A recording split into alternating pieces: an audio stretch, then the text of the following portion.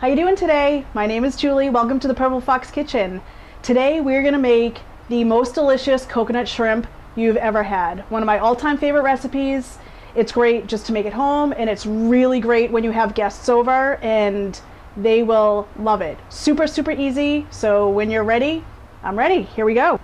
So here I have some gorgeous shrimp. It really doesn't matter what size you use. So a lot of times when I make this dish, I take the tails off of the shrimp just so people don't have to deal with tails, especially if you're catering a party or just having people over. It does not matter either way. In this way, your guests can just enjoy the whole piece of shrimp. So you don't have to have a little dish for the tails or whatever. But if you're at home making it for your family, who cares? There's really no right or wrong way to do it, but I'm just telling you, you can take the tail off and it's great. Your guests will appreciate it. Then what we're going to do is we're going to have a dredging station. We're going to start with the flour. It always goes flour, egg, breading. Always. So I'm going to start with a little bit of flour. And then you always want to season your flour. So I'm going to add a little salt and pepper. Just kind of mix that up. And then you're going to add your eggs.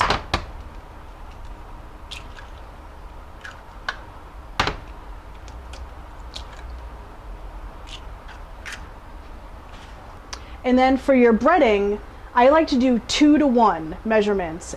2 coconut to 1 panko. So that way you don't miss out on the coconut flavor. It's just extra, extra delicious. So right here I have a half a cup. So I'm going to do a half a cup of panko. And then here's my coconut. And you have to use sweetened coconut because it just makes it so much better. Don't use unsweetened.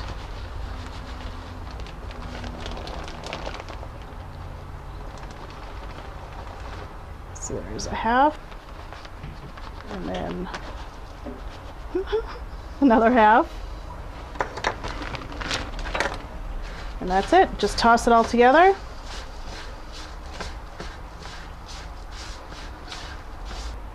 And then with your eggs, just make sure you mix them up really, really well.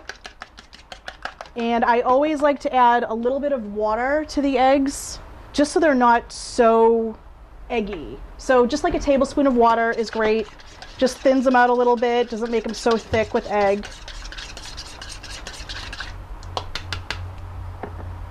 And then we're ready to go. So what you want to do, just throw a few of your shrimp in here. And then what we were always taught was you use your dry ingredients with one hand and your wet ingredients with another hand.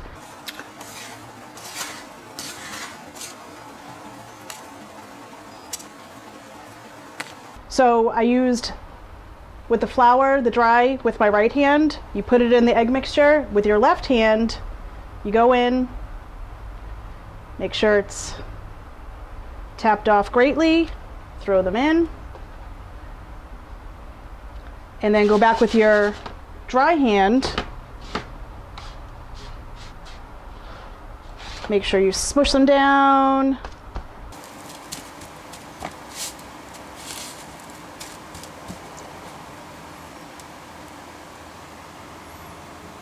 Beautifully, beautifully covered in your awesome coconut.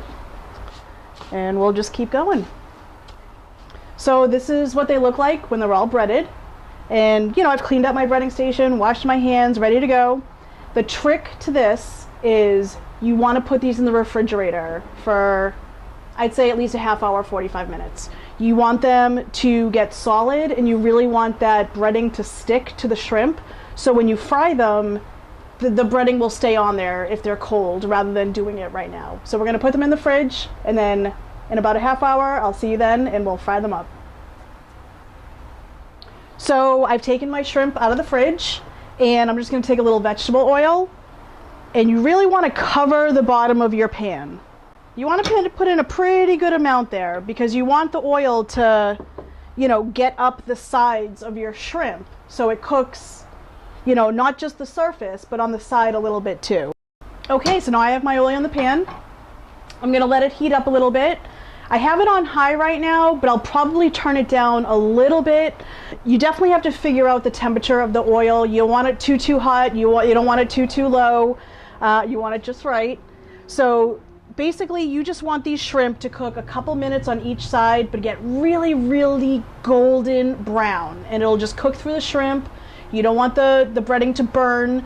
And you don't want it sitting in oil when it's too low, because then the oil will just seep into the shrimp and they won't get crispy and delicious. So just try with one shrimp first, see how it goes, and then we'll put the rest in there. Now, when you see your oil start to shimmer a little bit, you know it's getting hot. My oil is shimmering, it's not smoking, it's not way too hot, so I might turn it down just a little bit. So I'm going to put one in. See, it's sizzling already on the outside. That's what you want. You want it to have a good little sizzle going.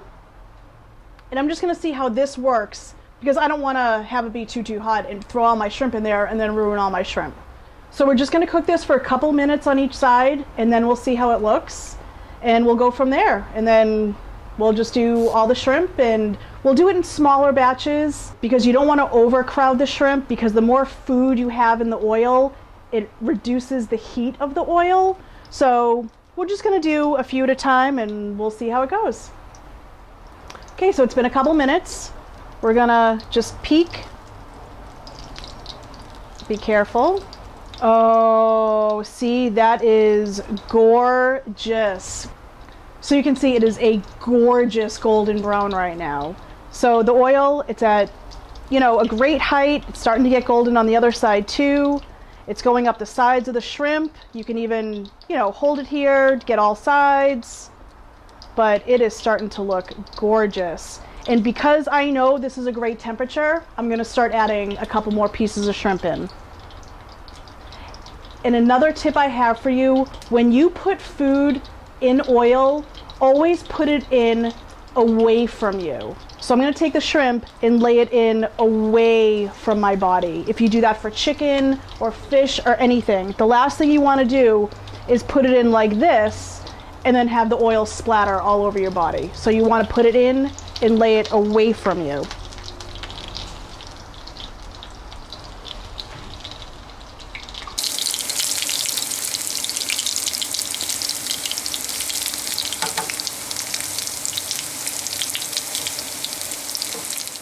So I've already done one batch of coconut. I have a couple more to go, just one more batch to go. But some of the coconut got very burnt, and obviously I don't want to put fresh shrimp in burnt coconut. So what I'm going to do is just take a glass container. You want to empty the oil, the hot oil, in the glass container. And then I have a paper towel here. And just clean it out with the paper towel. So now we have a nice clean pan. And I'm just going to put some more oil in here for our last batch. Let it heat up, let it get all shimmery. We'll cook our last batch, and then they're ready to eat. So our oil is nice and hot, nice and shimmery. So we're just going to add the rest of the shrimp. Okay. Sizzling away, looks awesome. Like I said, put the shrimp in away from you. You don't want to splatter yourself with hot oil.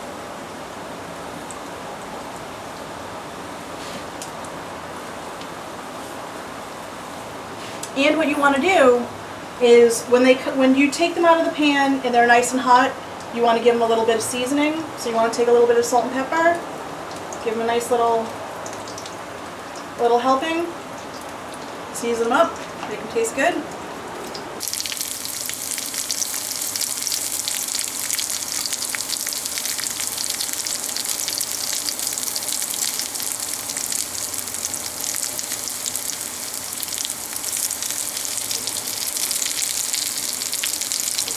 These have been in it for a couple minutes. They look great on both sides. This one's a little thick.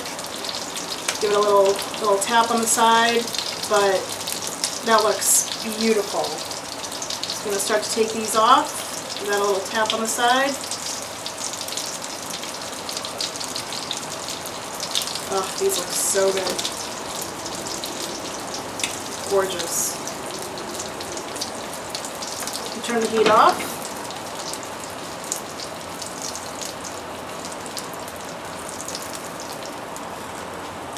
Now take a little salt and pepper.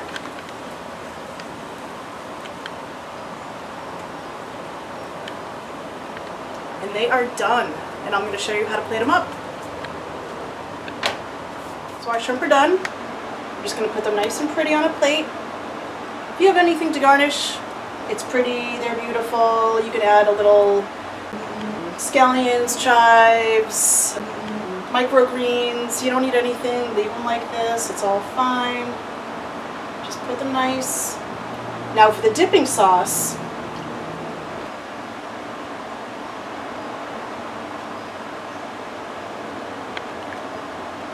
this particular brand happens to be my all-time favorite. So basically you can just use this sauce straight up.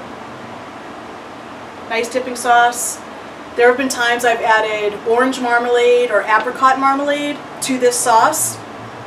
Either way, there's no right or wrong. They're both absolutely delicious. And also another tip for these kinds of shrimp, so you can keep these in the fridge just like this for a couple days. Get to someone's house or at your house, just reheat them in the oven for about maybe 8 minutes. And they'll get nice and warm, they won't get overcooked, so you can serve them days later and they will be delicious and everyone will absolutely love them. So enjoy. Cheers. Best condiment on the planet.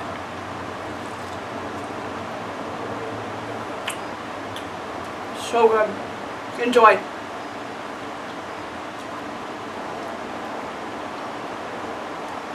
So good. Absolutely one of my favorite all-time appetizers. Thank you so much for tuning in. If you have any questions, comments, anything, please reach out to me, and I really hope you make these because as you saw, it was super, super easy and your friends and family will love them. Have a good day.